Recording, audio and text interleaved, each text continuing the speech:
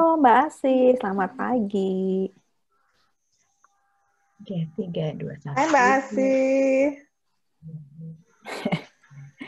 Oke ya, sekarang kita mulai aja. Ini makasih banyak buat yang udah hadir langsung di Zoom kita. Selamat datang lagi di acara mingguan yang diadakan oleh Alzi San Francisco dalam rangka memperingati World Alzheimer Month. Ini acara itu mingguan yang kita sebut, program ini namanya Ayo Berjuang Melawan Pikun. Di setiap episode ini kita mengundang tamu yang akan bercerita, sharing, memberikan tips tentang bagaimana hidup dengan orang dengan demensia. Nah, pada episode ketiga kali ini kita kedatangan tamu istimewa dari Jakarta, yaitu Mbak Ratna Dwi Payanti atau biasa dipanggil Mbak Nana. Selamat datang Mbak Nana. Makasih waktunya ya pagi-pagi di Jakarta dan juga ini semua yang udah hadir di Jakarta semua. Oke, Mbak Nana akan bercerita tentang suka duka, tentang nasihat-nasihat dan tips dalam merawat sang ibu tercinta, yaitu Ibu Hadijah yang saat ini berumur 83 tahun ya Mbak Nana ya? Mbak Nana ini putri kedua dari 5 bersaudara dan mereka sangat kompak dalam merawat sang ibu. Nah, ini sebelum kita mengajak Mbak Nana untuk cerita tentang kondisi ibu saat ini. Mungkin Mbak Nana bisa memperkenalkan diri nggak tentang keluarga, tentang berapa bersaudara, ibu bapak. Silakan Mbak Nana. Kita mau senam dulu nggak? Oke. Oh my God, sorry Mbak Nana, maaf banget. Ini lupa karena udah saking excited. Excitednya nih. Iya. Aduh, jadi nggak enak sama Kak Leli. Kesehatan jantung dan otak, kata Kak Leli kita mesti, dan kata riset kita mesti berolahraga setidaknya 30 menit per hari atau 2,5 jam seminggu. Oke, sekarang maaf sebelum kita ke acara utamanya seperti biasa ini ada saya ditemani dengan Ake Pangestuti yaitu Korwil Alzi San Francisco. Saya sendiri Mariati Paham tapi panggilannya Nang. Nah, kita akan ini rutin ya, sebelum ke acaranya kita akan melakukan senam otak. Dan saya juga pengen memperkenalkan ada yang hadir di sini namanya Kak Leli.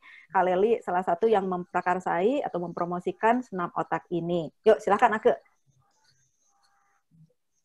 Oke. Sekarang saya audio share komputer sekarang. Oke, mari mulai.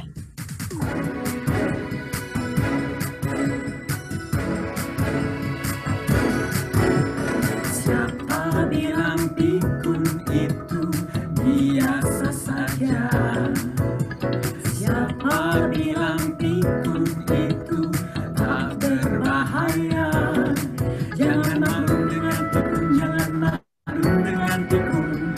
Hati-hatilah bila sudah mulai lupa, bingung tidak fokus, marah-marah curiga yang berlebihan. Pikun jangan pikun, pikun jangan malu pikun, pikun jangan pikun, pikun jangan malu dengan pikun.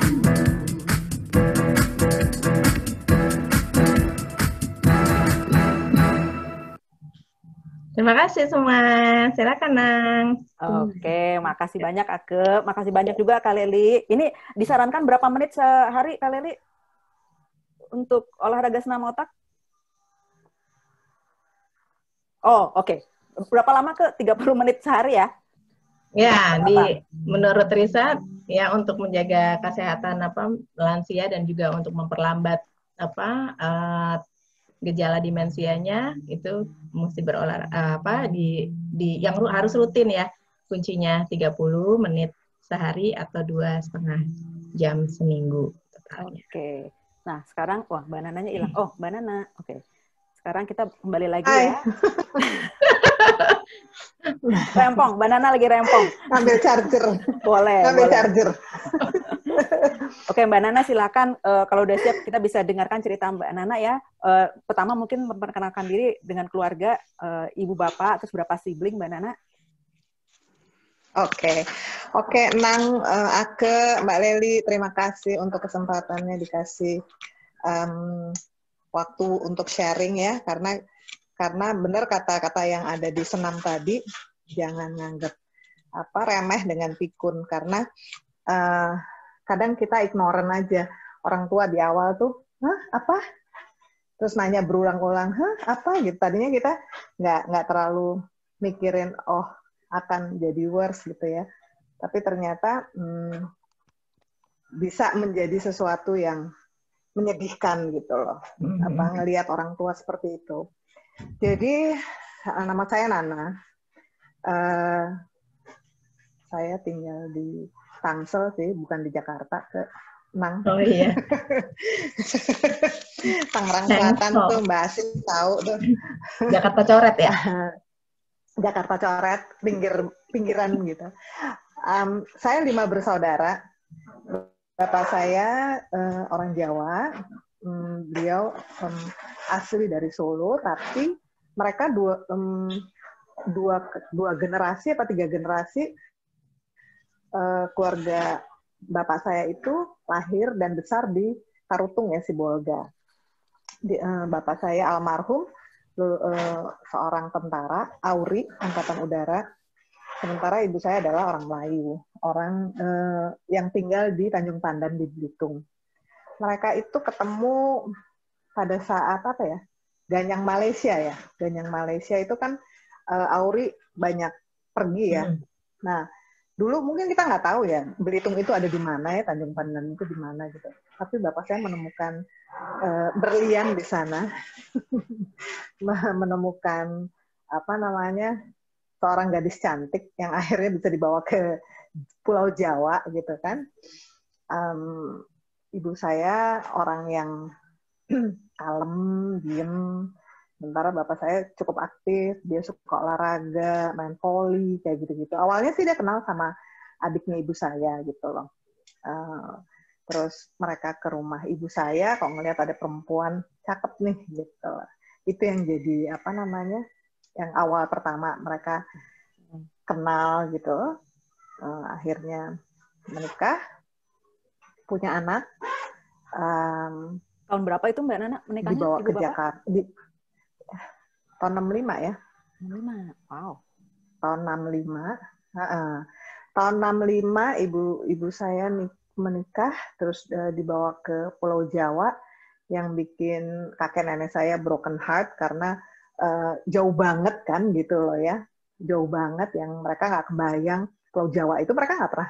Oh, mereka pernah tinggal di Bandung. Jadi kakek nenek saya itu pernah tinggal di Bandung berapa ya, 10 tahun mungkin ya. Terus balik lagi ke Tanjung Pandan gitu. Tapi mereka jadi punya bayangan bahwa Jawa itu jauh banget gitu, yang kayaknya tuh nggak mungkin mereka bisa ke situ gitu. Anyway, terus tinggallah ibu bapak saya di Jakarta itu. Pertama kali mereka tinggal di Hotel Sansusi. Sansusi itu di daerah mungkin Roxy ya. Itu tuh tentara-tentara lah di situ gitu loh. Di situ lahir kakak saya yang besar tahun 66. Terus menyusul setahun satu ya, tentara banget gitu. Setahun satu, akhirnya mungkin karena penasaran, bapak saya punya anak 5 perempuan semua gitu loh. Besok nih yang ketiga nih laki kali ini, perempuan lagi gitu. Yang keempat perempuan lagi gitu. Nah, ibu saya ibu rumah tangga biasa, tidak pernah bekerja, tapi pernah jadi perias pengantin karena ibu saya itu sekolah kejuruan. Beliau itu pinter banget yang namanya bordir. Itu membordir itu ibu saya pinter banget. Bordir, terus masak, pinter sekali. Masak, ngerias pengantin. Itu ibu saya ngerias pengantin cukup aktif itu waktu mengandung adik saya nomor 3. Makanya adik saya nomor 3 itu alisnya tuh bagus gitu, jadi kayak pengantin gitu ininya gitu. Bener, waktu baru lahir.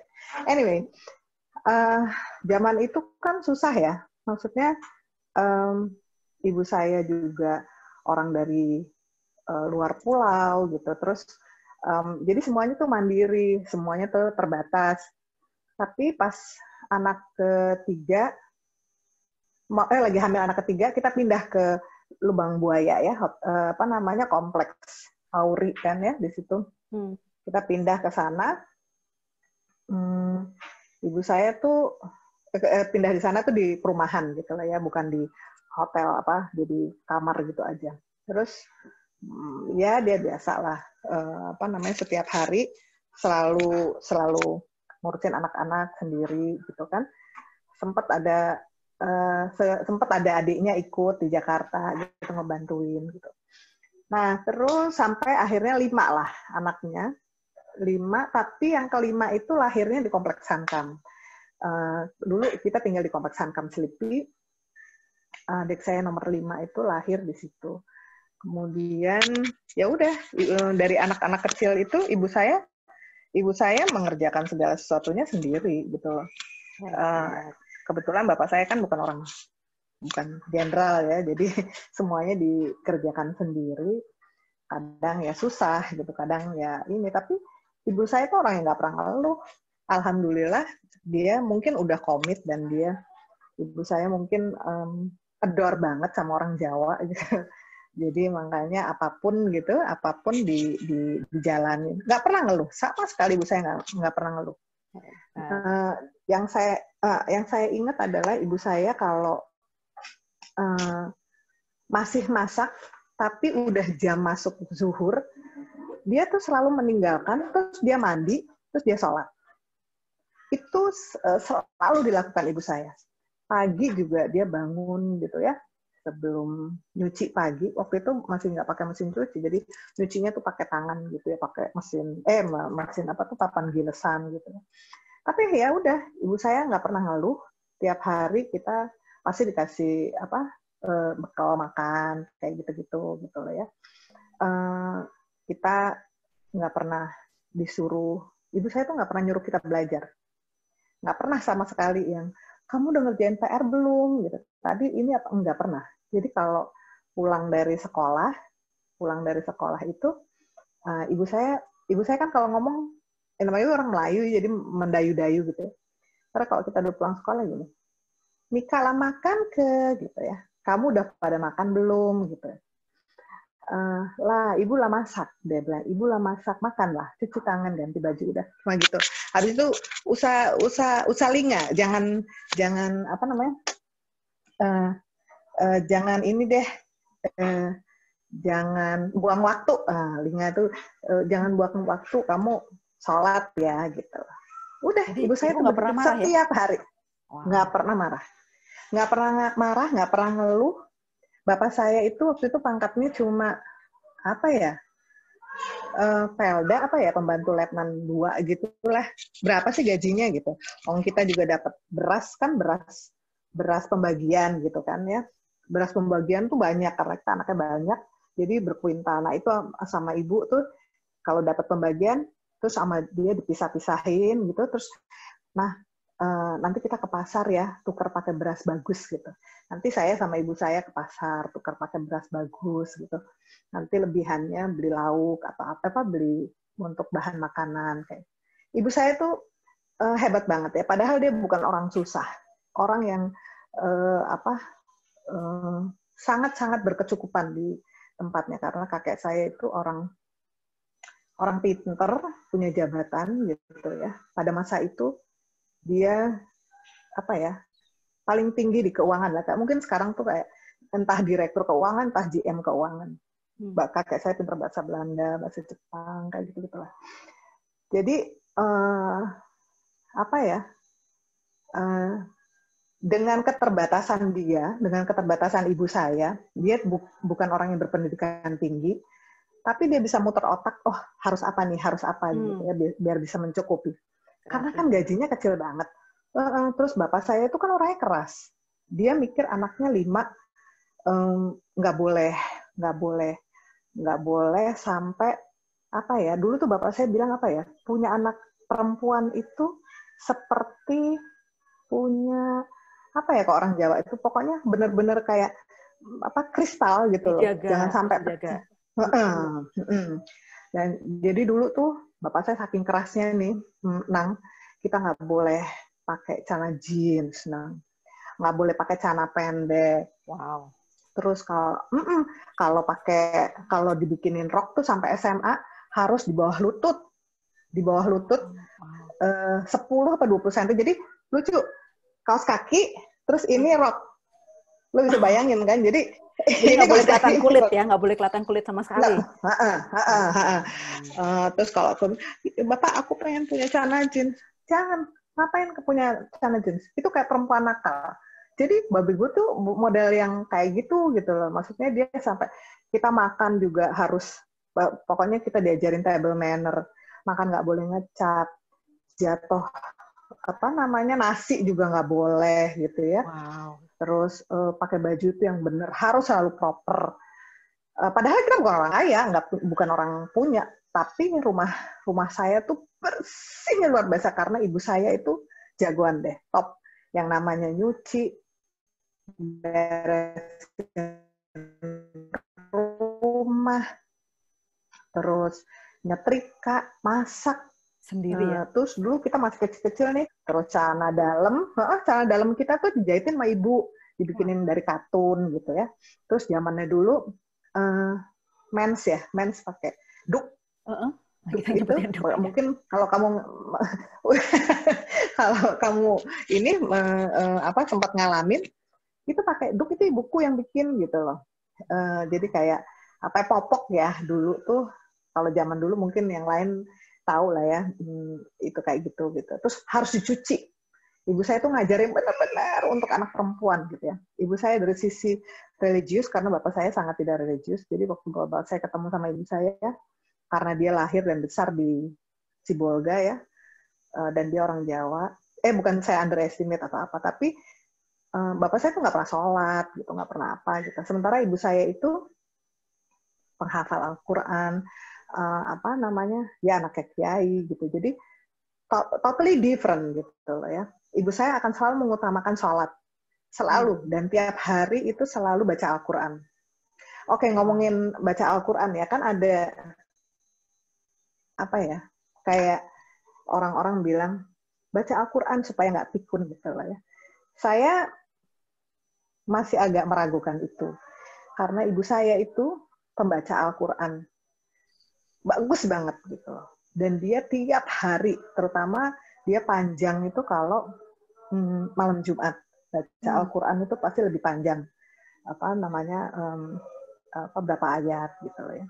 Tapi kalau hari-hari biasa enggak sih, paling baca Al-Quran biasa. Jadi itu kehidupan ibu bapak saya. Bapak saya yang super keras banget deh pokoknya. Ibaratnya kalau saya pulang telat, kalau misalnya saya belajar ke rumah teman saya gitu ya, di kompleks Hankam. Terus saya nyampe rumah itu pas lagi dulu tuh dunia dalam berita adalah yang ada tuh yang neng gitu tuh. Itu tuh ada kan kayak gitu. Nah, saya sampai rumah itu udah habis gitu loh, ya jam 9-nya yang neng kan dulu berita di TVRI kan kayak gitu ya. Nah, itu saya dimarahin gitu loh. Kenapa sampai rumah jam segitu gitu loh ya. Pokoknya dimarahin dan saya bisa dikopel pakai kopel sabuk tentara, lu saya nggak sih yang segini itu ntar gue nangis nanti ibuku yang udah sini ntar digosokin pakai minyak gitu, makanya jangan telat gitu. Ibuku tuh nggak pernah marah tau, sabar banget. Dan ini kita ngomongin anak perempuan 5 dan itu jaraknya berapa tahun tuh masing-masing di antara 5 anak ini? Setahun satu. Oh my god, oke. Tuh. 5 perempuan beda 1 tahun dan itu bapak benar-benar keras ya. Ini sebelum terusin cerita, kayaknya kita ada foto ya yang bisa di-sharing tentang ibu ya. Tadi soalnya sebelum acara Mbak Nana sharing foto nih ibu masa lalu. Iya, ibuku tuh kembang desa deh, cantik banget, cantik sekali. Cantik. Ini Sayang, yang sebelah kiri, ini masih gadis apa gimana nih, Mbak Nana? enggak, itu udah punya, ini udah punya anak ini. Ibuku udah punya anak. Terus yang Mohon tadi maaf, ulang tahun,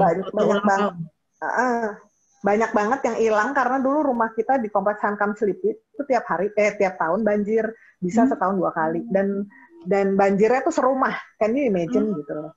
Serumah, jadi atap itu ketutup gitu. Kalau dibilang sekarang orang-orang kebanjiran terus nangis-nangis marah-marah, ngungsi karena depan rumah di kompleks itu ada sekolahan namanya sekolah SD. Nah, itu bertingkat.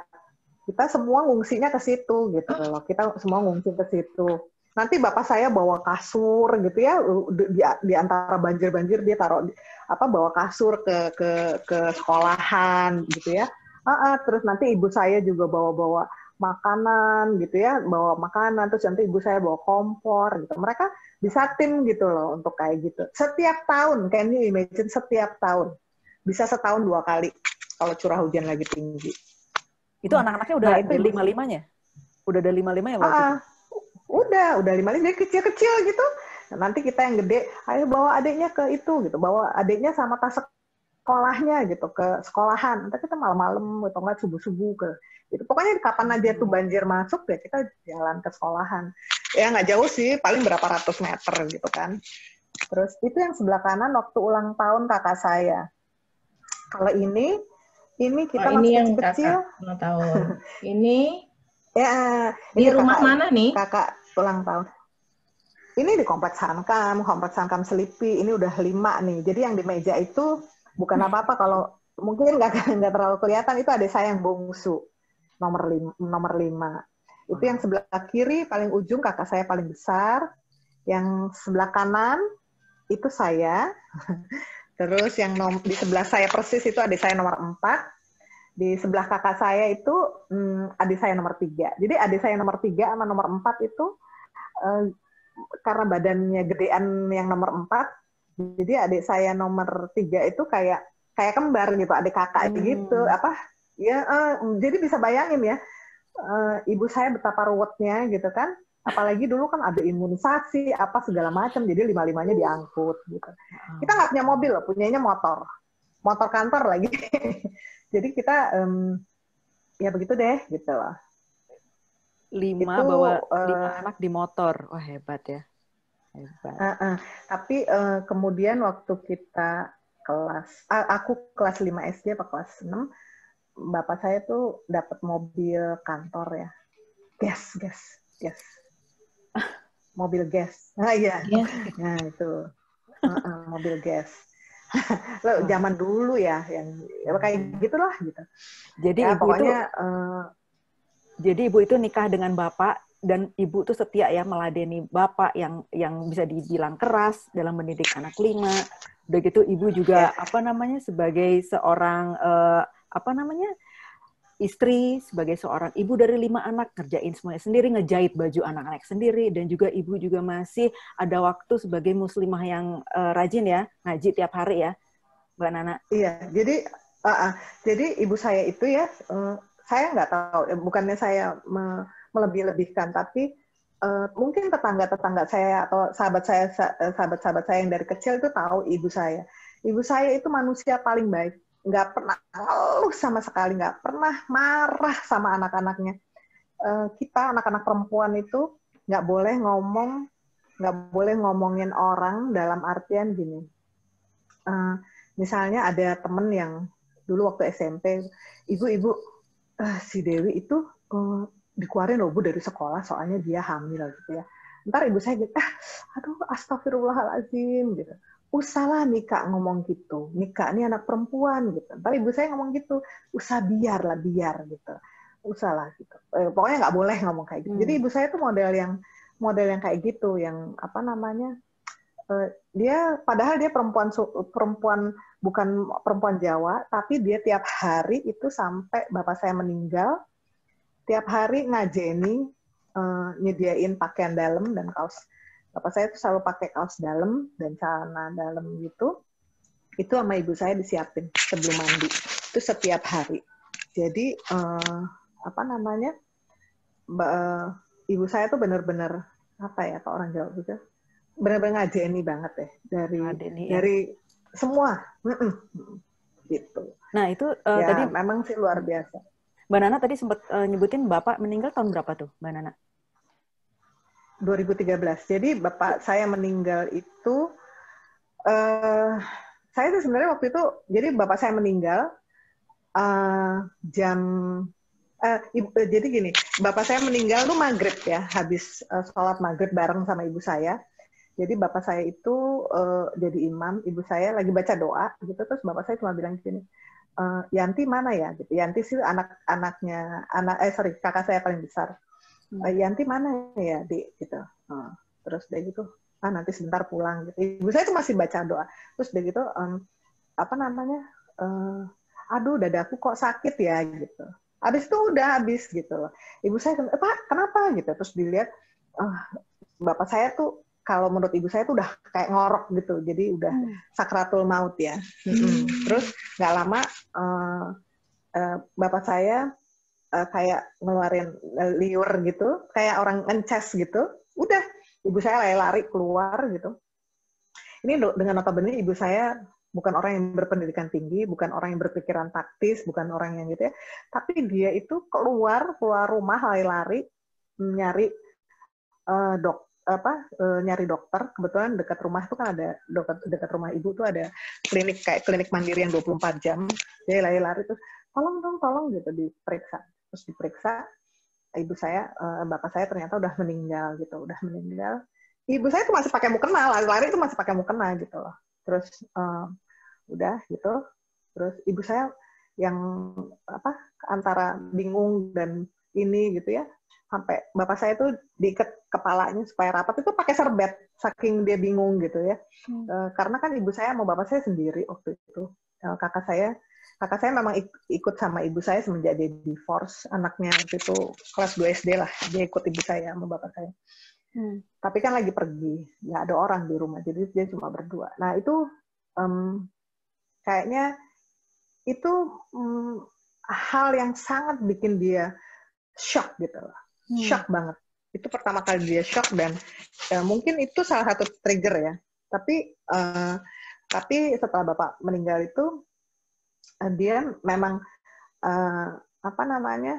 masih ingat, masih kayak gitu-gitu. Cuma memang mulai kalau cerita, bapak saya kan meninggalnya maghrib. Itu ibu saya bisa cerita awalnya maghrib, nanti katanya dia cerita bapak saya meninggalnya Isya.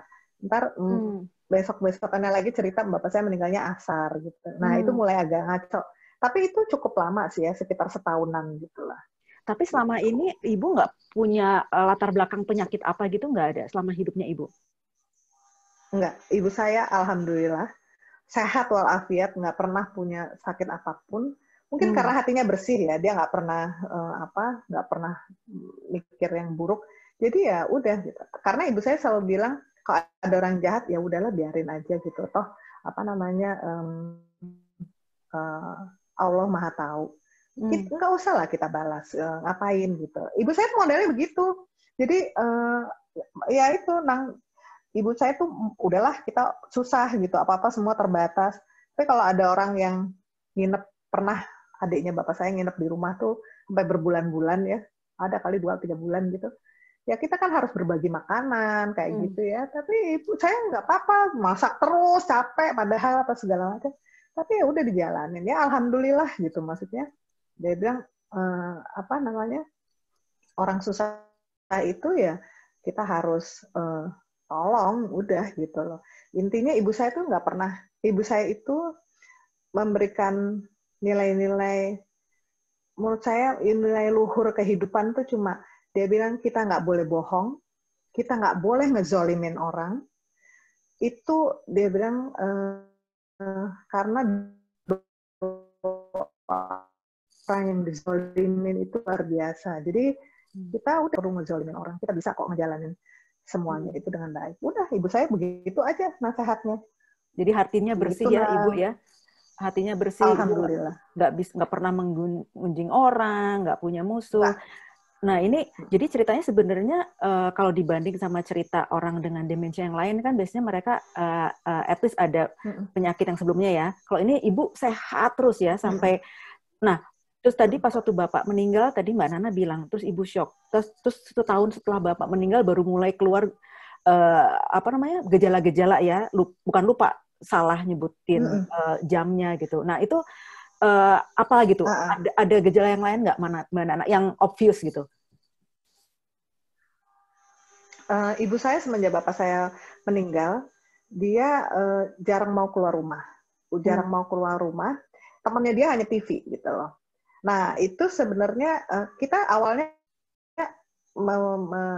membiarkan itu karena kita cuma mikir, ibu saya udah agak apa namanya relax gitu ya. Dia nggak jarang masak gitu ya, jarang masak gitu karena nggak ada bapak saya kan. Terus dia lebih banyak nonton TV gitu loh di rumah, di kamar gitu. Kalau diajak keluar, malas lah ibu gitu ya. Nah kalau menurut saya itu salah satu cikal bakal dia karena dia jarang berinteraksi dan rumah ibu saya sepi kan. Rumah ibu saya sepi. Walaupun temennya adalah TV, itu kan bukan two ways communication gitu loh. Kakak saya kerja dari pagi sampai malam. Kita datang sekali-sekali gitu loh ya.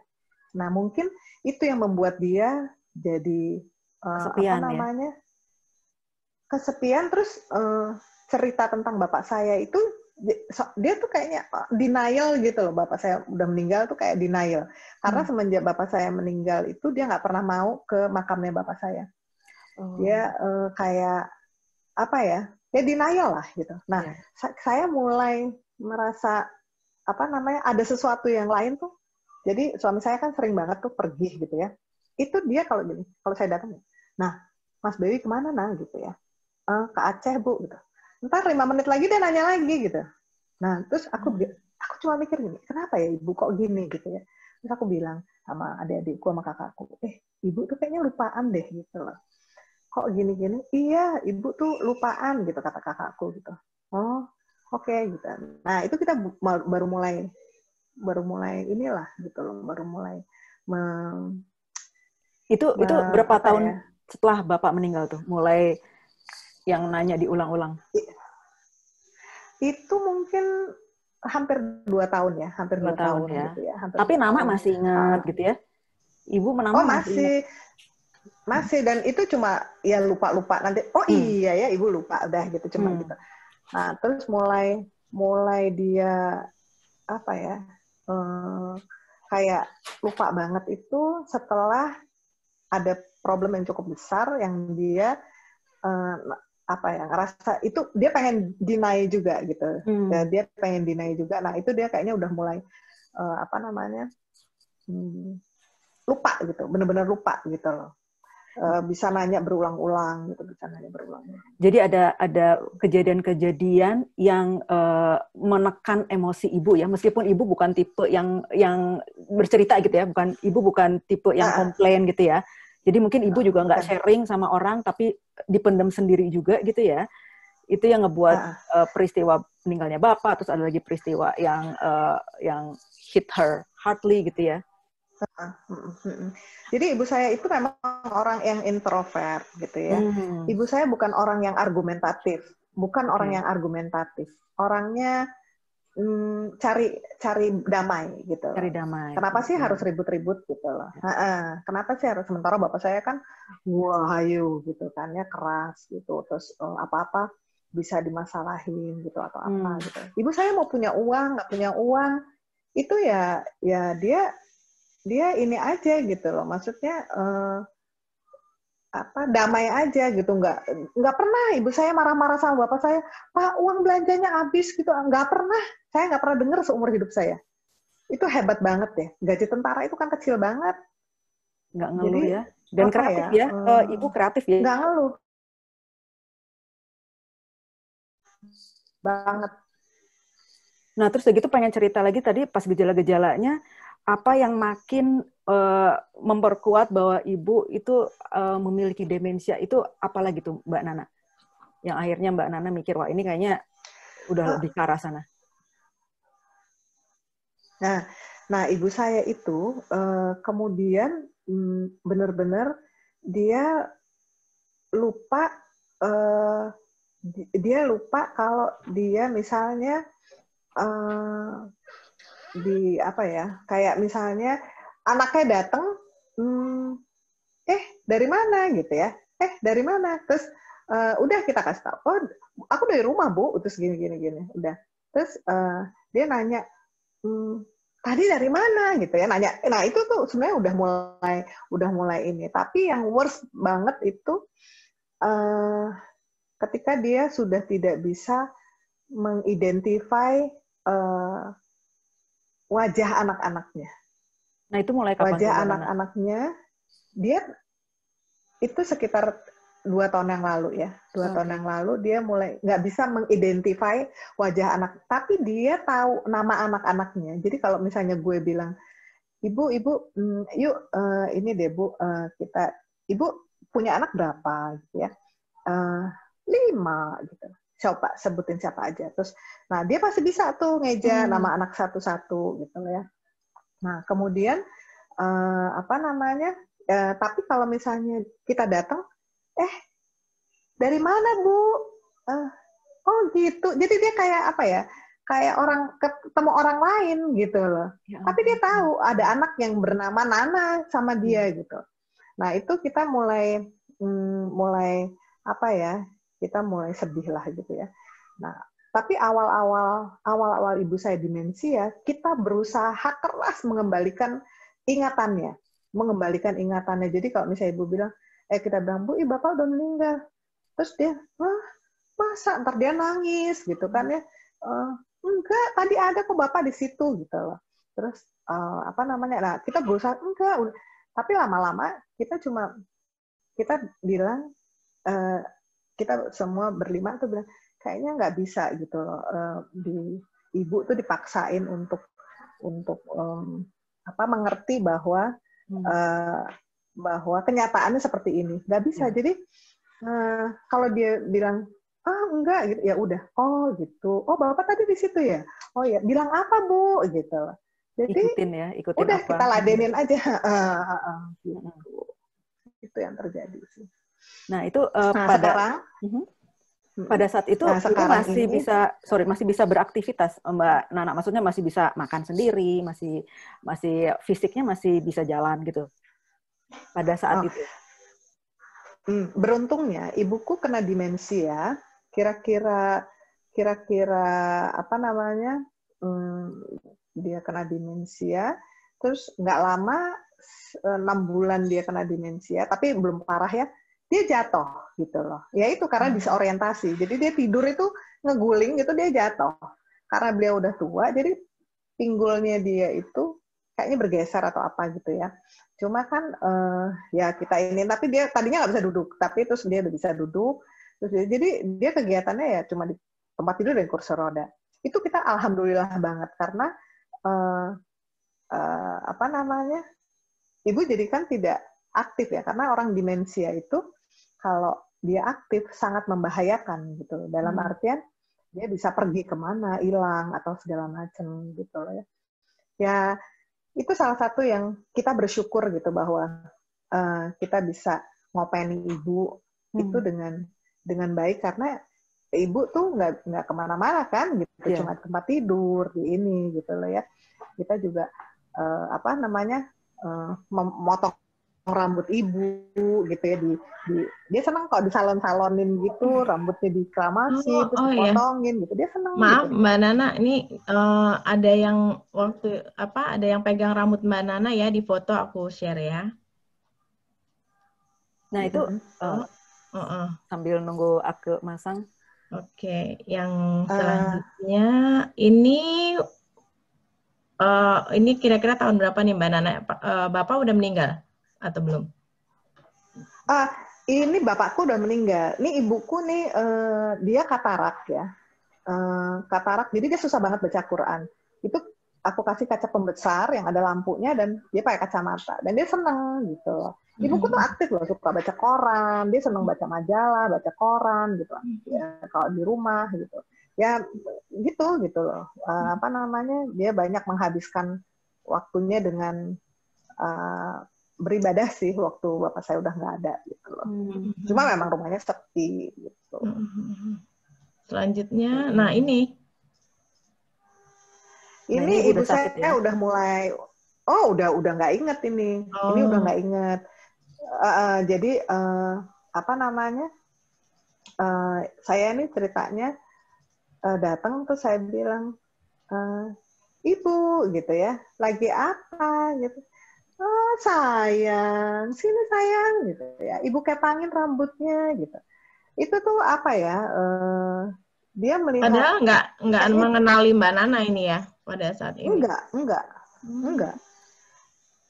Dia udah nggak kenal muka anak-anaknya. Jadi kalau kita ngebersihin pup atau apa gitu ya, dia Mbak tinggal di mana Mbak gitu. Itu kan sedih ya. Maksudnya dia nggak ingat apa-apa gitu ya. Kalau dalam kondisi yang seperti ini, dulu tuh saya tuh saya nggak nyangka saya akan mengalami hal yang seperti itu gitu.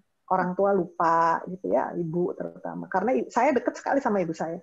Kita berlima tuh dekat sekali sama ibu saya karena ibu saya bukan orang yang kalau kita cerita tuh bukan orang yang judging gitu loh. Dia bukan orang yang kamu gini loh, enggak gitu loh. Jadi saya bisa cerita apa aja. Ibu saya waktu saya pertama kali kerja itu dicatat tanggal berapa, tahun berapa, gitu modelnya gitu. Nah, ketika dia nggak inget sama anak-anaknya, yang bikin kita broken heart itu adalah ya dia sampai nggak inget nama, nggak inget muka gitu ya. Yang dia inget itu cuma kakek saya dan nenek saya. Jadi ibu bapaknya. Dia suka banget manggil ayah di mana gitu ya, manggil bapaknya gitu loh. Itu yang apa ya? Jadi memori masa kecil beliau, memori masa kecilnya yang keluar lagi ya. Ibu saya kembali ke karena dia basicnya adalah orang yang nggak banyak omong, gitu ya, orangnya pendiam. Jadi dimensianya dia itu juga seperti dia balik ke zaman gadis atau apa kali ya, yang dia nggak banyak omong, dia dia bisa ketawa kalau kita ngebanyol gitu, berlima datang gitu kan, kita suka ngebanyol. Dulu tuh kan ada tukang pangsit gitu yang suka lewat depan rumah di kompleks Hankam. Kebetulan kebetulan lucu kalau ngomong itu, adik saya ngikutin, terus ibu saya nanti bisa ketawa terpingkal-pingkal gitu loh untuk nge-freeze ya. Enggak apa-apa, lancar. Ibu saya bisa terpingkal-pingkal ketawa gitu kan, dengerin kita cerita gitu. Jadi yang kita lakukan sekarang adalah ya bercerita kalau sama dia tuh kita bercerita yang jadi menjadi hiburan buat dia gitu loh. Gitu loh. Yang memang kita nggak deny ibu udah nggak inget siapa-siapa gitu. Terus kita juga nggak memaksakan cerita apapun, tapi kita selalu inform gitu. Misalnya adiknya dia meninggal, yang perempuan, ibu Mak Unu meninggal gitu. Terus kita kasih tahu, ntar dia sedih tuh kapan? Sedih gitu. Tadi malam gitu. Ntar dia nangis, ibu maafin kesalahannya Mak Unu ya Bu gitu. Ntar dia nangis, habis nangis tuh dia nanya lagi, jadi kapan meninggalnya gitu. Ya gitu loh. Tapi dia nggak ingat punya adik namanya siapa tuh, dia nggak ingat gitu loh. Yang beliau dapetin berita sedihnya gitu ya, yang kena emosinya dia ya. Cuma lucunya gini ya, saya pernah ya pada satu hari, saya mungkin sempat saya tulis di Instagram saya waktu itu dalam kondisi yang sedih banget gitu ya. Saya sedih banget. Saya pengen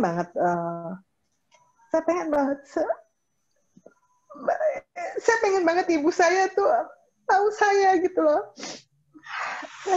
Malam itu saya cuma berdoa, ya Allah, sehari aja saya ketemu ibu saya, ngelihat, ingat gitu loh, mana gitu, kepingin banget, ya Allah, itu gue berdoa malam itu, gue cuma minta, ya Allah sekali aja ibu saya inget gitu loh. Itu pagi gue ketemu ibu saya cuma gini, sayang, apa namanya, kau kenapa nah gitu. Lo bisa bayangin ya, dia nggak inget nama gue, terus dia bisa bilang, kau kenapa nah, kamu kenapa nah gitu. Terus gue cuma cium-cium, ibu nggak kepingin ngerokin Nana ya bu, aku lagi masuk angin gitu ya, atau ibu pokoknya apa ya, itu hal yang mungkin kalau orang yang nggak pernah punya orang tua yang demensia mungkin nggak akan merasakan apa yang gue rasakan gitu ya. Tapi ketika kita punya orang tua yang demensia, lo akan ngerasa frustasi. Gimana sih kok ibu gue nggak ingat sama gue? Kok nggak kenal sama gue gitu loh? Ya itu gitu loh. Karena bagaimanapun kita udah sepuh apapun pasti kita pengen orang tua kita itu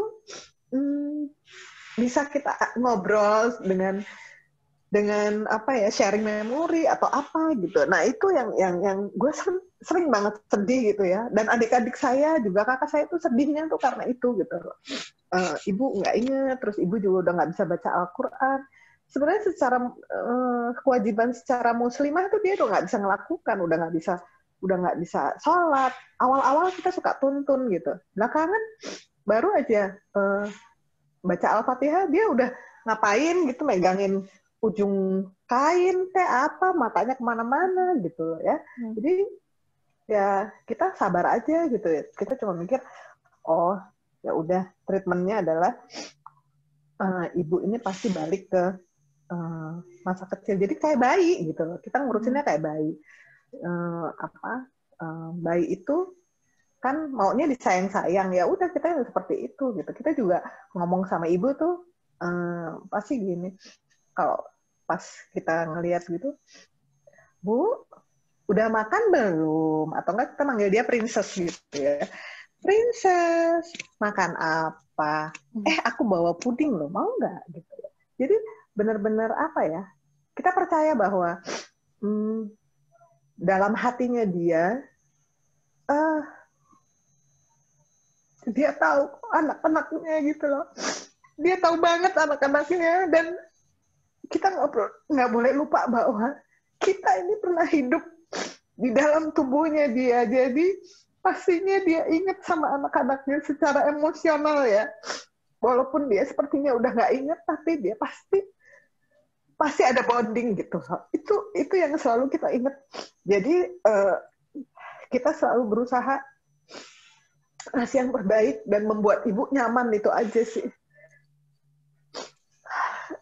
Sorry. Nggak, makasih. Ini pasti nggak gampang ya buat Mbak Nana. Makasih banyak, udah mau sharing juga.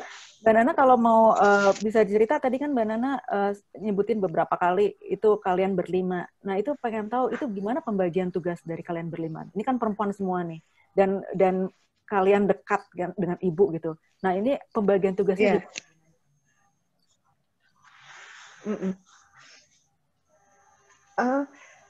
Iya. Kita selalu mikir ya,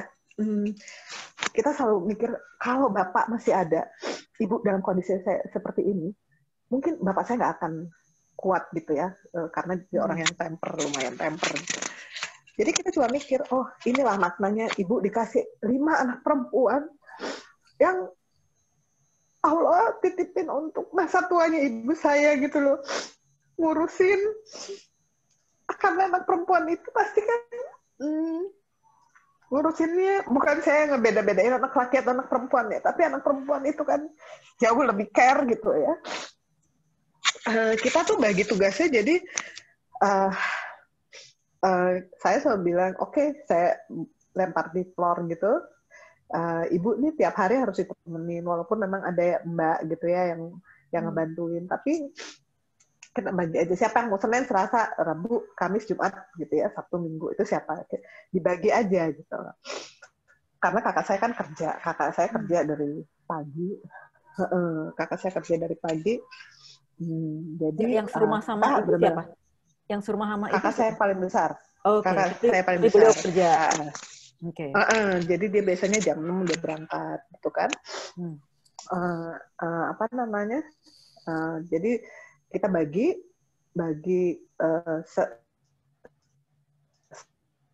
Senin Selasa siapa? Ada sih Senin Selasa adik saya nomor 4 dia nggak punya anak kan. Jadi dia yang lebih apa namanya bisa bargaining lah ke suaminya gitu. Jadi dia Senin Selasa, Rabu saya. Tapi biasanya saya Rabu Kamis gitu ya. Nanti Kamis ada adik saya yang paling kecil. Karena ada adik saya lagi hari Jumat yang di Cibinong. Dia ke rumah ibu saya. Jadi memang kita membaginya seperti itu supaya kita cuma mikir satu, kapan ya kesempatan bisa berbakti sama orang tua gitu kan ya. Jadi kita kalau menurut adik saya yang paling kecil tuh kita gini, kita bagi-bagi tugas ini supaya kita sama-sama bisa menjamah itu surga. Udah gitu aja sih.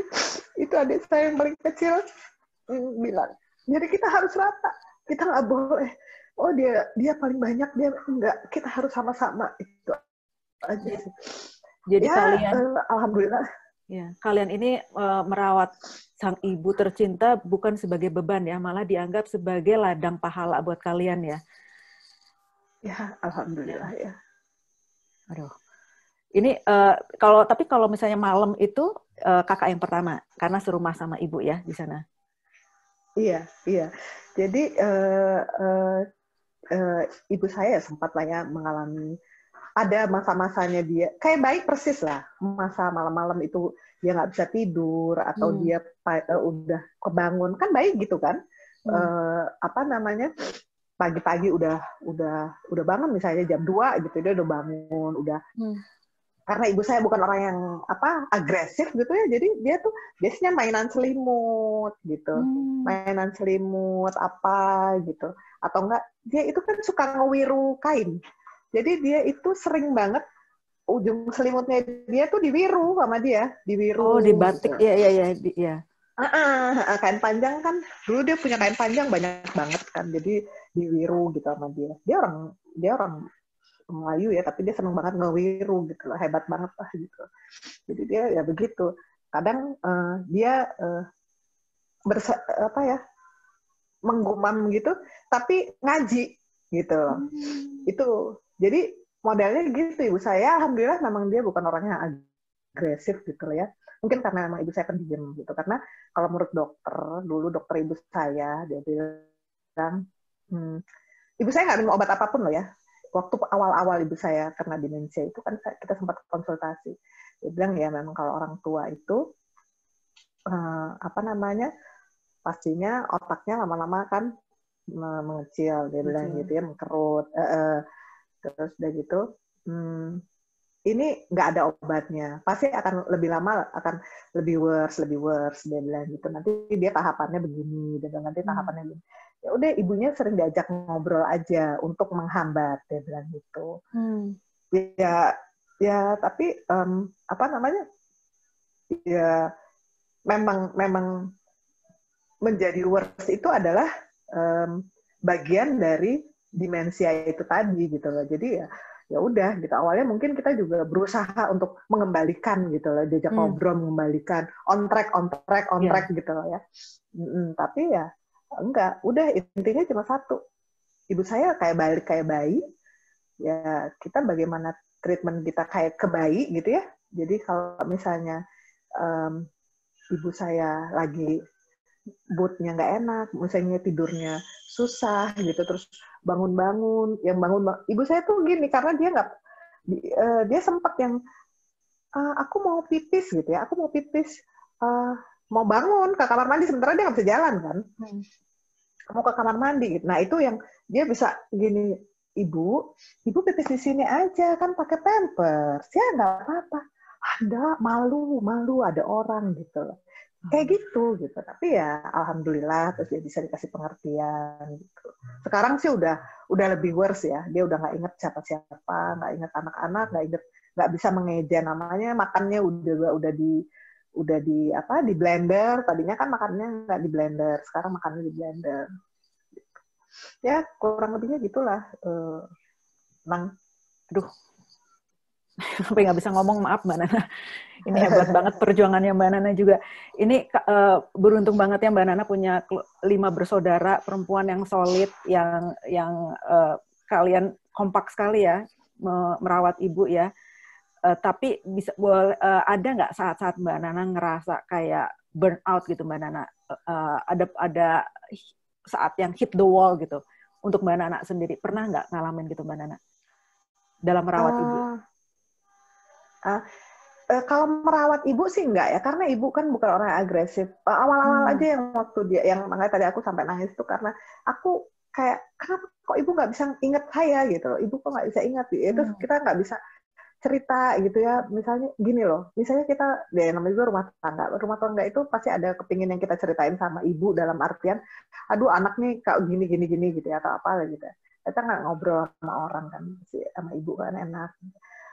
Kayak itu tuh nggak bisa, itu kan udah nggak bisa dilakukan gitu. Tapi kalau burnout yang, aduh ibu tuh susah banget sih nggak mau makan, enggak. Alhamdulillah, ibu saya makan oke, dikasih makan apa aja mau gitu loh ya. Sekarang aja dia udah nggak bisa, ibu pengen apa gitu. Biasanya, ibu mau apa? Ini mau nggak bu? Ini enak deh bu, gini. Oh boleh lah gitu ya. Tapi sekarang kan udah nggak bisa gitu loh. Jadi kita kasih aja yang kita tahu pasti ibu seneng gitu. Ya nggak ada sih burnout. Sebagai caregiver nggak ada ya? Maksudnya yang nggak ada, ya kalau problem yang sama adik-adik atau kakak gitu ya, misalnya di awal gitu ya, aduh gue ada meeting nih ya, gue nggak bisa nih ke ini ibu, ya, itu tuh biasa lah ya ada. Tapi ya terus kita kan semakinan tua, semakinan understand gitu ya, kepentingan, kebutuhan gitu. Terus kita saling ngingetin gitu ya. Alhamdulillah sih sekarang lancar ya, maksudnya bukan sekarang ya, tapi itu di awal-awal lah, karena membagi, ya kan kita punya keluarga masing-masing, punya pekerjaan gitu kan ya, tapi kita juga pengen yang ngurusin ibu terus gitu kan, gitu. Jadi itu yang lumayan jugglingnya tuh di situ aja gitu. Sebelum ibaratnya tuh tadinya masih belum mulus, terus sekarang udah lebih mulus gitu. Udah mulus lah gitu loh, udah bisa ini gitu. Jadi penting banget ya, ini saling terbuka di antara 5 bersaudara ini ya, Mbak Nana. Oh iya. Kita deket banget soalnya, satu sama lain tuh deket banget. Kita bisa minta apa aja, yang bilang, lu tolong dong ini gitu ya. Jadi nggak hard feeling ya gitu. Karena tujuan kita kan satu, udah buat ibu itu aja sih. Wah hebat. Ini kayaknya kita ada satu foto ya Kak ya, pengen memperkenalkan 5 wanita tegar yang ngurus ibu. Iya, betul. Cantik ibu. Nah, ini ibu saya yang sebelah kiri ini beberapa hari yang lalu saya video call, mungkin 2-3 hari yang lalu ya saya video call. Beliau itu ngobrol sama saya. Dia kan udah nggak bisa lihat kalau handphone itu dia nggak bisa lihat handphonenya ada di mana tuh, dia udah nggak tahu gitu loh. Jadi dia kalau diajak ngomong untuk video call emang dia nggak bisa gitu. Jadi dia, nah sekarang ini dia menghadapi orang ngomong aja sembari tidur gitu loh. Udah begitu fasenya gitu. Fasenya udah jadi tidur gitu. Nah ibu saya tuh duduk di kursi roda bisa gitu. Ya gitu, dia seneng lihat pohon tanaman gitu. Ini hijau-hijau ya gitu. Kalau ngomong gitu aja gitu. Ini kita berlima bersaudara. Kita selalu sebelum pandemik ini kita selalu rutin bawa ibu keluar pergilah gitu ya kemana, misalnya 3 bulan sekali pergi. Karena kita kumpul, kita cuma adik kakak aja gitu loh. Adik kakak aja kita ngobrol sampai pagi, sampai cerita-cerita, ntar ibu ketawa-tawa kayak gitu loh. Nah itu yang di sebelah ibu saya yang pakai kacamata itu adik saya nomor 3. Di belakang saya yang pakai garis-garis itu kakak saya yang paling besar. Di belakang saya adik saya nomor 5, di belakang adik saya nomor 5 itu nomor 4. Jadi kita memang kompak ya, alhamdulillah gitu loh. Kompak ya, itu juga yang benar ngebantu ya. Dan ibu juga emang apa namanya? Emang halus ya, ibu orangnya. Jadi nggak yang marah-marah, nggak ngalamin tuh ya. Pas suatu saat ibu gejala-gejala demensia ini nggak ngalamin Mbak Nana yang ibu marah-marah atau enggak ya? Oke. Enggak, kalau diingetin, lupa ya, gitu. Saya, iya lupa, gitu. Jadi kalau menurut dokter, yang waktu itu saya ngobrol, waktu ibu saya ngomong awal-awal demensia, tuh dia bilang orang itu ketika dia demensia, dia akan sifat aslinya itu yang akan berperan, gitu loh. Sifat aslinya dia yang akan berperan. Jadi kalau dia orang yang pemarah, gitu ya, terus misalnya disiplin atau apa namanya, ya pokoknya emosian gitu ya, itu mungkin akan terjadi gitu loh. Terus kalau dia memang diem, orangnya tenang, ya dia akan tenang gitu. Itu yang terjadi karena kebetulan sebelum ibu saya kena demensia, ini ibunya sahabat dekat saya dari TK itu, saya agak terpesona ngelihat ibunya tuh sangat agresif gitu loh. Ibunya model yang kayak bisa marah-marah ke pintu kamar bapaknya tuh dikampakin gitu karena dia pengen masuk, dia curiga di dalam itu pasti ada perempuan, padahal bapaknya habis cuci darah gitu kan, perlu istirahat. Jadi ya gitu agresif, dia bisa keluar nggak pakai baju gitu, cuma pakai BH sama celana kayak gitulah. Terus dia bisa nenteng-nenteng tasnya. Aku mau meeting gitu. Ibunya notaris, sukses gitu lah ya. Aku mau meeting, terus dimasuk-masukin semua buku-bukunya, tapi dia nggak pakai baju gitu loh, kayak gitu. Jadi itu ibunya teman saya, dan kebetulan omnya suamiku juga kayak gitu, agresif gitu loh.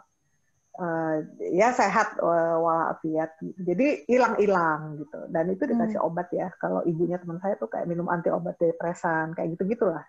Bukan obat depresi, tapi memang ada obat yang dikasih dokter ya supaya lebih calm gitu loh. Sedangkan ibu, ya gitu. Alhamdulillah ibu anteng ya? Sama sekali. Wah, hebat. Nggak minum vitamin, nggak pernah minum obat apapun. Alhamdulillah. Jadi ini bisa jadi kemungkinan dapat demensianya itu bukan karena ada penyakit sebelumnya, tapi juga karena ada psikologis ya, ada something yang kita nggak tahu yang membuat ibu shock banget ya, yang mempengaruhi kejiwaan ibu. Iya, jadi aku selain dokter yang bilang demensia itu, Alzheimer itu kan sebenarnya kan mental disease ya, jadi dia seperti itu gitu loh ya. Kemungkinan dia genetik mungkin gitu, tapi kan saya nggak tahu, kakek saya, nenek saya itu nggak sakit demensia kayak ibu saya, nggak pikun gitu loh. Tapi kan kita nggak tahu berapa generasi sebelumnya, apakah dulu 3-4 generasi sebelumnya ada turunannya ibu saya yang seperti itu, atau memang dia secara mental dia ibaratnya tuh otak tuh udah burn out gitu, terus di shutdown gitu loh kan. Nah mungkin seperti itu. Jadi terus habis restart yang ke serap hanya memori masa lalu gitu yang membuat dia seneng atau apa, kan kita nggak tahu. Tapi lebih ya kita sih lebih menyikapinya dengan membuat dia nyaman, membuat dia happy di sisa umurnya dia. Udah itu aja. Iya, betul. Emang sih nggak gampang banget. Ada masa-masa yang dia dicawii gitu. Cawii itu apa ya bahasa Indonesianya? Cawii itu dibersihin, habis pupen gitu ya. Itu ada masanya yang dia nggak mau. Ya kayak bayi lah, gimana sih gitu loh. Kayak anak kecil gitu kan. Gitu. Kan harus dibujuknya kayak anak kecil gitu. Jadi kita nggak boleh kesel. Jadi kita tuh, bau kan gitu lah. Masa nggak mau dibersihin gitu. Nanti ini loh merah-merah loh. Gitu. Merah-merah ya dibersihin dulu ya. Gitu kita berlima ya gitu kalau ngomong sama ibu. Gitu. Karena kita juga dan setiap aku tuh ya setiap ada kesempatan, setiap kali ketemu ibu atau habis telepon, kita berlima itu selalu nggak lupa untuk minta maaf. Karena kita nggak tahu ya, ibuku tuh kan bukan orang yang suka ngeluh gitu ya. Bukan suka ngeluh, bukan suka ini gitu. Jadi kita setiap ada kesempatan kita minta maaf. Kita juga berusaha supaya ibu bisa memaafkan kesalahan kita di masa-masa kita kecil, di masa lalu. Ya kayak gitu, udah yang kita lakukan adalah seperti itu gitu. Ada kesempatan ya, ibu maafin dosa-dosa bapak ya gitu ya. Kalau bapak suka marah-marah sama ibu gitu. Ya udah kita selalu itu yang kita ulang-ulang gitu ke ibu gitu loh, supaya alam bawah sadarnya dia itu bereaksi gitu lah. Itu aja sih gitu yang kita lakukan. Waduh, ini Mbak Nana, kalau ada yang dengar sekarang nih Mbak Nana, terus ngalamin hal yang sama Mbak Nana gitu, tapi mungkin masih di early stage sama demensia ngadepin orang tua, ada pesan nggak Mbak Nana? Karena kan tadi Mbak Nana cerita awal-awal emang masih agak kaget gitu kan, antar kalian berlima. Ini misalnya kalau ada lagi yang dengar sekarang lagi, oh ini kayaknya ibu masih dalam denial phase, itu gimana Mbak Nana? Ada nasihat nggak Mbak Nana? Gini, kalau aku pribadi ya, aku balikin ke diri sendiri. Dalam artian gini, orang itu pada kondisi seperti itu kan tidak maunya dia ya. Itu bukan keinginannya dia untuk menjadi seperti itu. Jadi kita harus cari tahu kenapa kok dia begini gitu loh. Pasti ada something wrong. Kebetulan saya orang yang sama ibu saya tuh sangat merhatiin, ibaratnya ibu saya tangannya kok merah, bu kenapa kok merah-merah gitu loh. Jadi itu mungkin saya seperti itu gitu. Jadi kalau misalnya kita melihat ada sesuatu yang lain, kita coba lihat gitu, coba pelajari ini kenapa ya gitu loh. Sebenarnya kalau demensia itu kalau menurut dokter ibu saya yang di awal-awal bisa diperpendek tuh, bukan diperpendek, ini kan belum ada obatnya, diperlambat dengan ajak ngobrol terus gitu loh. Sering diajak ngobrol, sering diajak ketemu orang, sering kayak gitu loh. Jadi itu. Tapi kalau ketika kita udah memang kondisi ibu sudah worse, nomor satu yang harus dilakukan adalah kalau kita mempunyai adik kakak, itu kita harus kompak. Kita harus sama-sama in the same platform ya, in the same frekuensi gitu loh. Jadi tujuannya apa gitu. Udah itu aja, tujuannya apa. Itu kita harus nggak bisa marah-marah juga, ya harus cari solusi ya, bagaimana memecahkan satu misalnya kendala gitu loh, seperti itu. Terus orang yang demensia itu lama-lama seperti bayi. Itu kita bisa melihat itu dengan gini loh. Ketika kita dulu kalau kita anak-anak kita masih bayi, itu kan ya Nang, kalau kita kesel gitu ya atau capek, itu kan anak rewel ya, nggak mau ini apa segala macam. Nah itu harus kita terapkan ketika kita mengurus orang tua kita yang demensia. Jadi anggap dia seperti anak kita, anggap kita pingin seperti orang tua kita mengurus kita lah gitu loh ya. Oh dia pasti maunya di pelan-pelan, disayang-sayang, ngobrolnya juga. Masa sih dia marah-marah terus dia akan gak mau, enggak kan? Enggak, pasti gini. Coba ditepuk-tepuk, terus dipeluk-peluk gitu. Sayang gitu, atau bapak atau ibu gitu. Itu pasti bisa apa ya namanya? Kan secara sains aja, pelukan aja bisa mengendurkan apa namanya? Emosi gitu. Jadi ya itu yang kita lakukan gitu. Jadi kita nggak maksain ibu supaya ingat dengan apa, dengan kejadian-kejadian, karena it's worse gitu loh. Buat apa gitu loh. Dia memang mengalami masa ini gitu loh. Nah, kita juga ini kalau saya bisa bilang bisa jadi ujian, bisa jadi kita tergantung kita mau lihatnya. Kita mau jadiin ladang pahala atau kita ini ujian nih, berat banget nih ujiannya gitu. Kalau kita bilang ujiannya, lo akan diuji terus gitu loh. Tapi kalau lo niatnya cuma pengen berbakti, pengen bikin ibu happy, ya udah kita lakukan seperti bayi itu aja gitu loh. Ikhlas aja, sabar gitu loh. Ya. Karena percuma, lo nggak bisa melawan arus, nggak bisa melawan apa yang sudah ditetapkan kan. Itu kan kan nggak bisa milih. Oh dia akan demensia, oh ini enggak kan gitu. Gue juga nggak tahu ibu gue akan kena demensia ya kan gitu. Ya kurang lebihnya kayak gitulah. Jadi kita harus berdamai dengan situasi ya, Mbak Nana ya. Tadi Mbak Nana bilang jangan dilawan, maksudnya jangan, kita juga harus tahu apa sih gejala-gejala demensia. Kita bukannya untuk memperbaiki, misalnya ibu salah ngomong, kita malah balikin itu salah ibu, bukan gitu ya, ikutin aja gitu, maksudnya ikutin. Bukan, iya, betul. Waduh, ini Mbak Nana inspiratif banget dan berat banget ya, Ake. Ini gimana Mbak Nana super duper sabarnya, dan Mbak Nana bisa dengan 4 saudaranya ini bisa melihat sang ibu bukan sebagai orang dengan demensia, tetapi melihat ibu sebagai ibunya gitu ya, sebagai individunya ya Mbak Nana ya, bukan ibu yang punya penyakit ya gitu. Waduh, ini kalau teman-teman yang lain dengar ya, semoga juga ini bisa kasih inspirasi Mbak Nana ya, mungkin karena saya tahu ini nggak gampang banget, terutama yaitu ada proses denial dari kita sendiri sebagai anggota keluarga, dan kita pengennya pengen cepat ada solusi gitu ya Mbak Nana ya, padahal ini kan prosesnya nggak kayak gitu ya, benar-benar kita harus mengetahui karakter ibu yang asli. Ini kalau ada yang pertanyaan-pertanyaan, ini komentarnya, makasih nih, banyak yang pengen meluk Mbak Nana secara virtual nih, ada dari Ponzu, dari Dewa, ada Kaleli, ini makasih banyak Mbak Nana loh, ini nggak gampang ya sharing, tapi semoga ini inspirasi buat semua.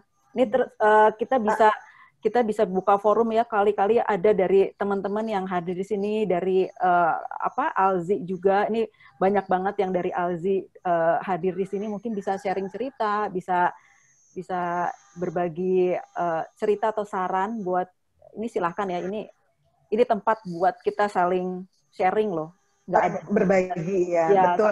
Dan saya juga nggak betul. Nah, aku juga nggak bisa bilang kita ini adalah cara terbaik, nggak bisa gitu, karena setiap keluarga itu punya kultur dan kebiasaan masing-masing.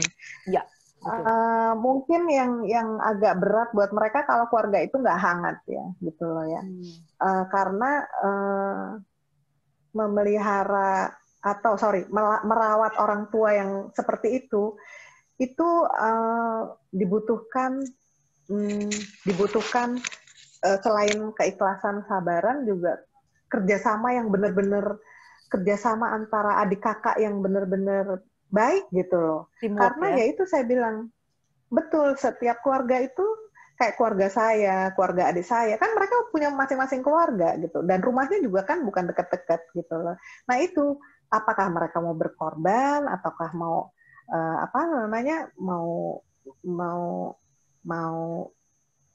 mau komit dengan apa yang sudah dijanjikan. Oke, gue setiap hari Senin Selasa gue ngurus ibu gitu, dari pagi sampai malam gitu loh.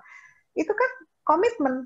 Lu mau nggak terus dengan komitmen lo? Kalau lu enggak, ya udah gitu. Maksudnya, nah itu sih sebenarnya yang itu dibutuhkan kesadaran masing-masing gitu. Yeah. Nah, alhamdulillahnya ibu saya itu menanamkan hal yang, saya bukan memuji ibu saya berlebihan, tapi itulah ibu saya.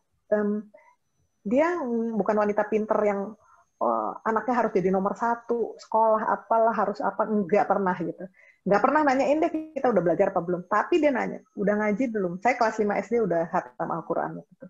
Udah ngaji belum? Gitu, atau apa gitu. Jadi ibu saya itu modelnya begitu gitu. Jadi kita mungkin karena nilai-nilai seperti itulah, bahwa kita harus menghormati orang tua. Tapi ibu saya bukan Islam radikal yang begini-begitu ya, enggak gitu loh, enggak. Sama sekali. Ibu saya juga pakai hijab juga umur 45 apa umur berapa, dan ibu saya nggak pernah judge kok. Oh, kamu pakai jilbab enggak gitu. Enggak, gue itu adalah orang yang terakhir pakai jilbab di 5 bersaudara. Tapi gue lebih sering pakai topi gitu ya, bukannya karena apa-apa, dan itu juga kesadaran sendiri aja gitu loh. Jadi memang kayak gitu tuh semua ya Didikan itu ibu, ya? sih. Iya, ibu saya tuh didikannya luar biasa lah. Ya itu tadi nggak boleh bohong, nggak boleh jolimin orang. Karena itu sangat bahaya gitu loh. Lu akan in the darkness gitu loh, kalau Kayak lu karma seperti ya? itu. Iya, iya. Iya.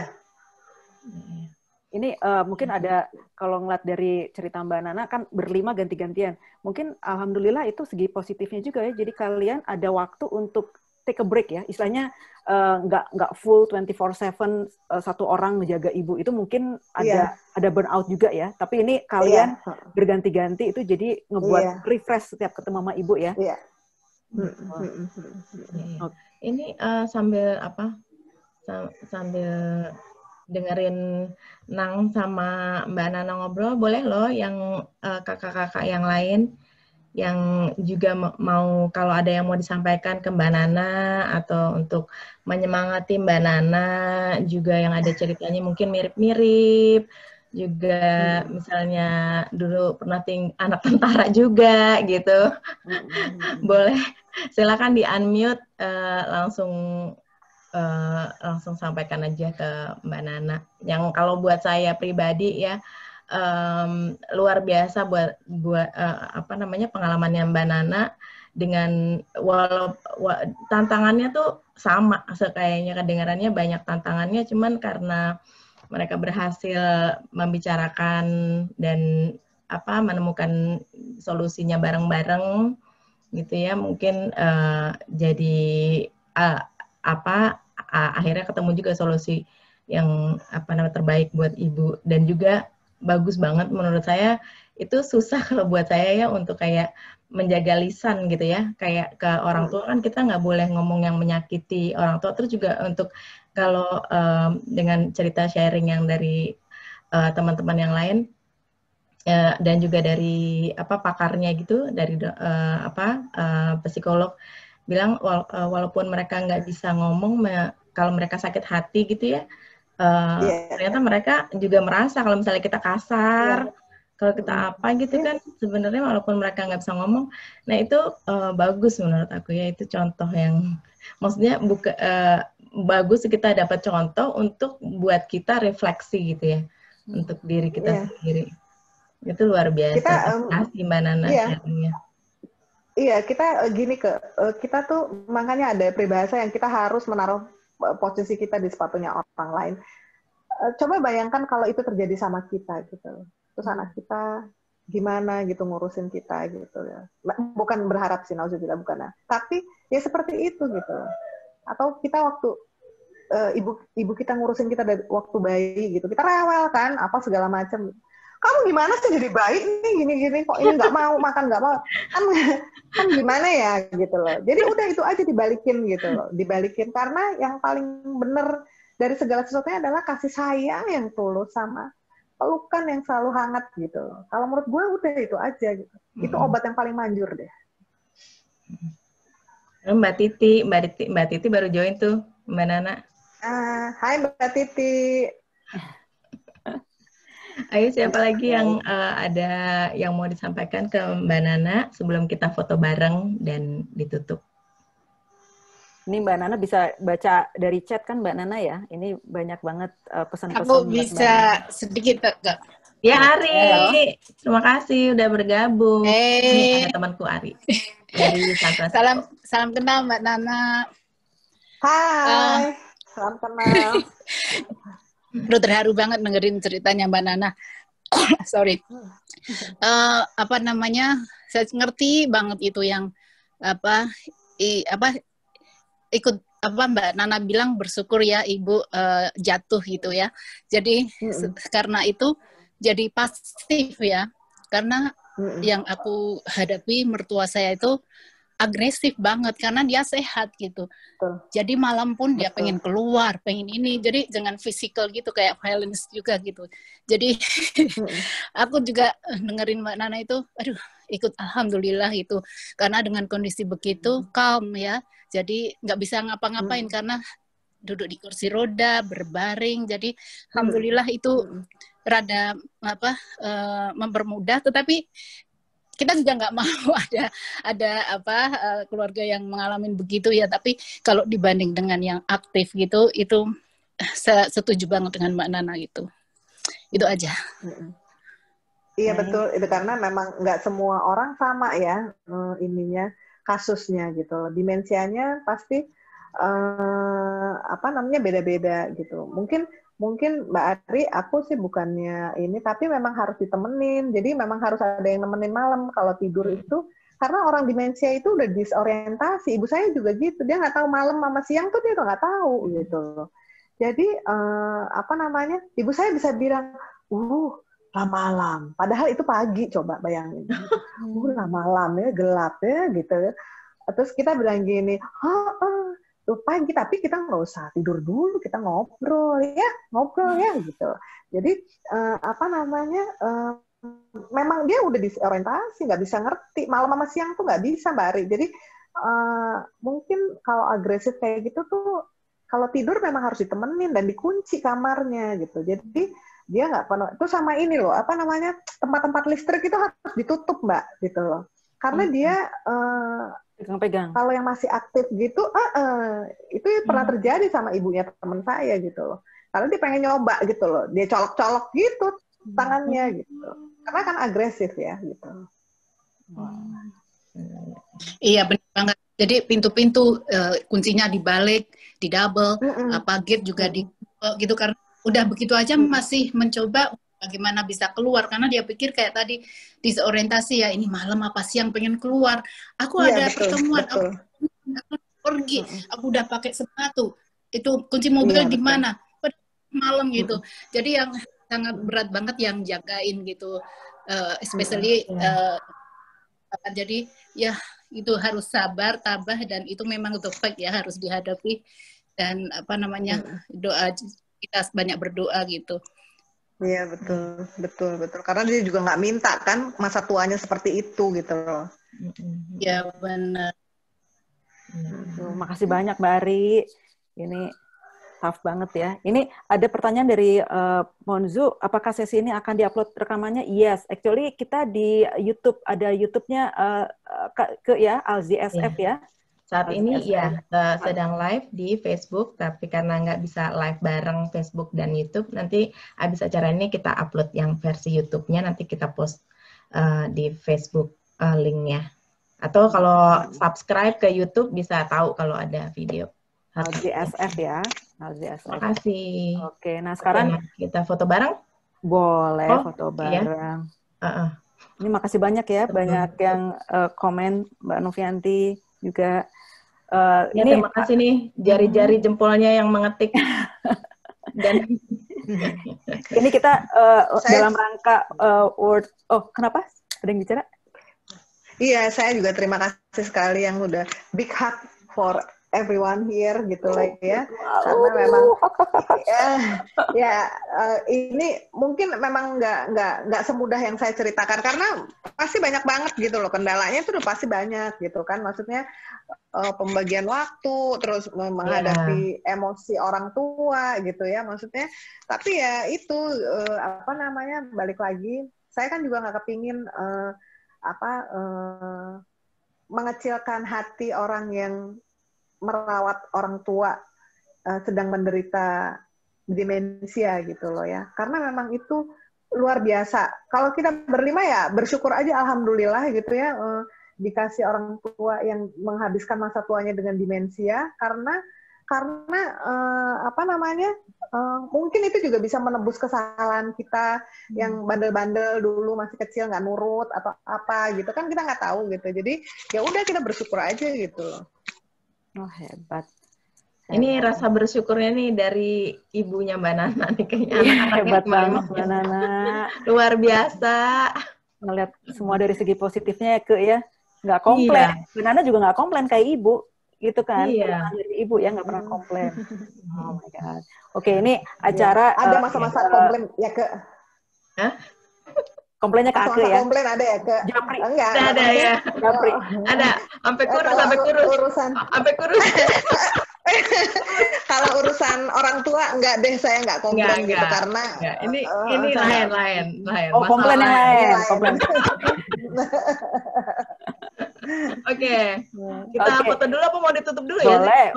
Foto dulu, nanti baru ditutup. Foto dulu, oke. Foto ini ya, nggak ada yang ungu-ungu, ya udahlah nggak apa-apa. Ada sisi. Oke.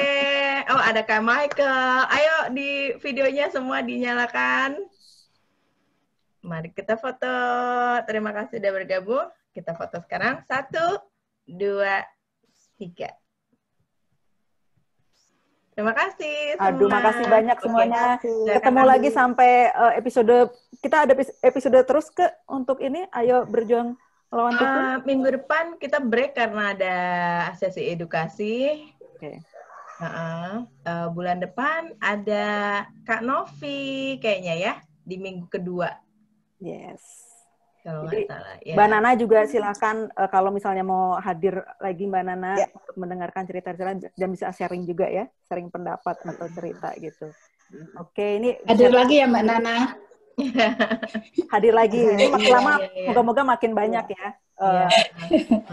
Nanti korwil lain nanti mungkin kita mau kita ajak kolaborasi gitu kali ya. Iya. Kita undang aja mereka sebagai boleh kita dari gabungan gitu, tamunya dari korwil daerah juga kayaknya bakal seru. Insya Allah. Terima kasih. Aku juga ngucapin terima kasih. Salam dari adik-adik sama kakakku. Oh iya, salam dari kita juga. Peluk erat semuanya. Terima kasih buat Ake, buat Nang, buat Mbak Leli, buat teman-teman yang sudah join. Kita sharing berbagi untuk kita dari kita untuk kita ya. Mudah-mudahan bermanfaat dan ada yang bagus bisa diambil, yang nggak bagus ya nggak usah diambil, itu aja. Oke. Sekali. Kita tutup aja semuanya. Makasih yang udah hadir. Ini semua korwil mukanya ada semua di sini sampai deg-degan. Katere. Oke, kita ketemu lagi ya sampai acara berikutnya dari Alzi SF. Makasih Mbak Nana, makasih semua. Terima kasih. Terima kasih semuanya untuk sharingnya. Sehat-sehat semua. Take care. Bye. Thank you, Nang. Thank you, Ricky.